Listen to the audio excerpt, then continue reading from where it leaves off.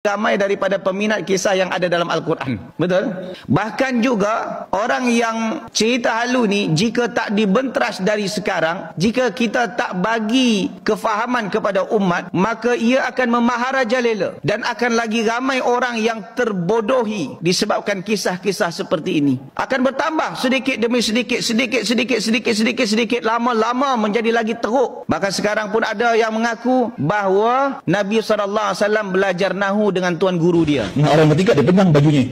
Entah dulu, kalian ini siapa? Dan kalian mau kemana? Oh, orang ketiga bilang, aku Al-Hasan bin Ali. Dan yang depanku ini ayahku Ali bin Abi Thalib. Paling depan datuk Nabi Muhammad SAW. Paling depan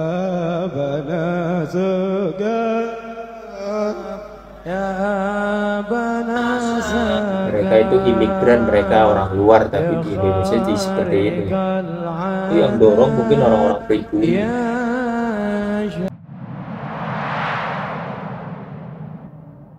Assalamualaikum warahmatullahi wabarakatuh. Bertemu lagi di channel Islam Pedoman, Islamnya Moderat dan Santai. Kali ini akan membahas tentang sosok ulama menegur para pahlawi, menegur para mereka yang suka bercerita dawir-dawir yang tidak jelas, yang tidak substansial, melainkan cerita-cerita dari kelompok mereka yang bertujuan untuk supaya masyarakat percaya, supaya orang-orang percaya dan memuliakan mereka, tapi tidak menggaungkan cerita-cerita di Al-Quran, cerita-cerita di hadis. Ini adalah sosok ulama dari Malaysia, bahasanya itu bahasa Melayu. Jadi soal isu nasab ini, kedawiran-dawiran mereka ini bukan hanya di kalangan Indonesia saja, tapi umat Islam di Malaysia sudah berspeak up dan mengomentari mereka yang ajarannya ini harus dihentikan, ajaran ini harus di stop karena itu tidak mencerdaskan umat. Mari kita lihat sama-sama videonya, teman-teman. Peminat kisah halu lebih ramai daripada peminat kisah yang ada dalam Al-Quran. Betul? Bahkan juga orang yang cerita halu ni, jika tak dibentras dari sekarang, jika kita tak bagi kefahaman kepada umat, maka ia akan memaharajalela dan akan lagi ramai orang yang terbodohi disebabkan kisah-kisah seperti ini. Akan bertambah sedikit demi sedikit, sedikit, lama-lama menjadi lagi teruk. Bahkan sekarang pun ada yang mengaku bahawa Nabi SAW belajar Nahu dengan tuan guru dia. Nah, orang ketiga dia pegang bajunya. Entah dulu, kalian ini siapa? Dan kalian mau kemana? Oh, orang ketiga bilang, aku Al-Hasan bin Ali. Dan yang depanku ini ayahku Ali bin Abi Thalib. Paling depan datuk Nabi Muhammad SAW. Paling depan datuk Nabi Muhammad SAW. Mau kemana kalian tergesa-gesa? Loh iya, kami tergesa-gesa mau hadir pelajaran nahunya Habib Ali Habsyi di sana. Mau hadir pelajaran nahunya Habib Ali Habsyi di sana. Nabi SAW belajar Nahu kepada tuan guru dia. La ilaha illallah. Ini penghinaan atau memuliakan? Ini sungguh sangat merendahkan Nabi Muhammad. Bahwa Nabi itu benar-benar orang yang sangat cerdas sekali. Nabi itu sudah cukup. Dengan sifat Nabi itu sifat yang paling sempurna. Jadi seorang utusan tentunya bebas dari kesalahan, yaitu maksum. Yang mana belajarnya dengan malaikat Jibril. Tidak mungkin Nabi itu belajar dengan orang-orang biasa. Apalagi belajar Nahwu. Nahwu saja ditemukan itu jauh setelah Nabi. Nah, bahasa Arabnya Nabi sudah mengandung kaidah-kaidah ilmu kenahwuan. Bagaimana mungkin Nabi belajar ilmu Nahwu? Belajar itu bagi saya yang misalkan bodoh, dulu saya belajar ilmu nahwu. Kata belajar itu bagi mereka orang-orang yang tidak tahu. Seperti saya belajar ilmu nahwu, dulu saya tidak tahu. Apa itu mubtada, apa itu khabar, apa itu na'an, apa itu fa'il, apa itu mubtada. Mubtadaun zaidun wa hadirun khabarun qulta zaidun hadirun man iqtada. Fa'awal mubtadaun fasani fa'ilun ana bi asarid dani. Mubtadaun ismi raf'ul mu'abadu angkulil labdin amil bujaratu. Wa khabarun turtifa'in usnida mutabiqan filatihi lil mubtada. Mubtada adalah kalimat isim yang dibaca rofa yang sebut dari amil labdiyah. Itu hasil dari belajar.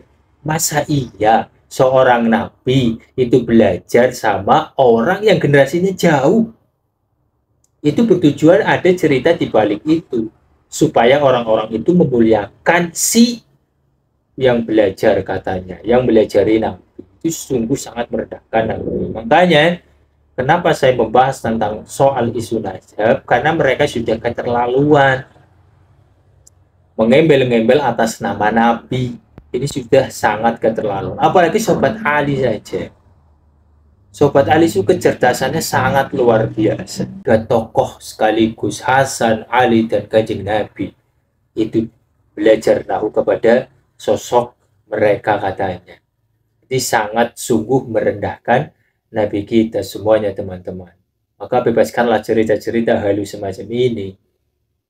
Dia kan Nabi, penghinaan kepada Nabi, maka orang Jelas seperti ini kena dibenteras. Orang seperti kisah-kisah seperti ini kena bagi faham kepada umat supaya umat cerdik. Jangan dibodoh-bodohi walaupun yang cakap itu orang berserban, walaupun yang bercakap itu adalah orang yang pakai jubah, berjanggut. Memang geng-geng mereka yang suka cerita halu. Dan ini kena jangan sampai ada orang bosan menyebutkan tentang kesesatan cerita-cerita seperti ini. Walaupun lepas tu nanti akan dihentam juga, walaupun dicela juga. Tapi kita kena cerdikkan umat. Jangan biarkan umat bodoh dengan cerita halu. Al-Quran dah banyak cerita. Kenapa tak nak tengok cerita Al-Quran? Kenapa tak nak cerita yang dalam hadis sahih? Kenapa nak cerita halu juga diambil? Kata beliau, jangan berhenti untuk mencerdaskan umat dari cerita-cerita mereka. Kelompok-kelompok mereka yang suka dawil, suka cerita-cerita halu.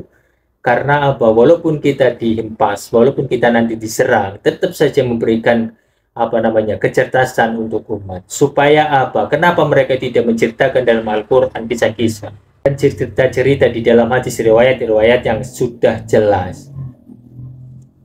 Termasuk ya Ustadz tadi yang disampaikan itu sama dengan pikiran saya sendiri, bahwa ketika umat yang masih nol dalam beragama kemudian diceritakan hal-hal semacam itu, pasti akan percaya dan akan menjadi panutan. Kalau menjadi panutan, cerita apapun, ya nyeleneh-nyeleneh apapun pasti akan mengikuti. Ini yang paling bahaya. Ini yang paling bahaya. Maka mereka tidak akan mencintai syariat-syariat Islam, kisah-kisah yang ada di dalam Al-Quran dan lain sebagainya dalam hadis, melainkan akan mendengarkan cerita-cerita mau dibuat kayak tarik.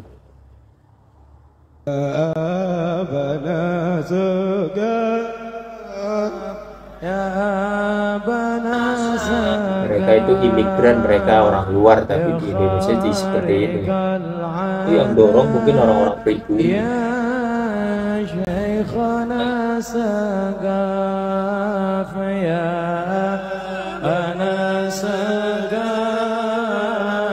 Diberi gelar dengan gelar Maha Guru, seolah Maha Kuasa, Maha diberi gelar ditarik pada Indonesia.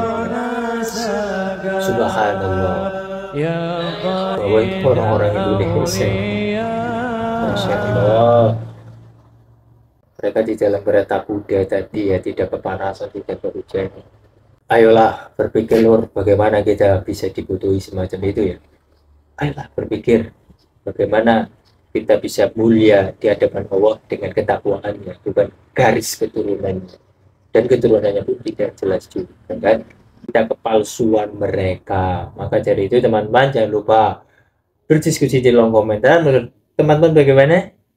Masih percaya dengan cerita-cerita mereka yang suka merendahkan para sahabat, merendahkan para nabi bahkan? Jangan ya teman-teman, tetap pakai logika kita dalam beragama. Silakan berdiskusi. Terima kasih telah menonton. Wassalamualaikum warahmatullahi wabarakatuh.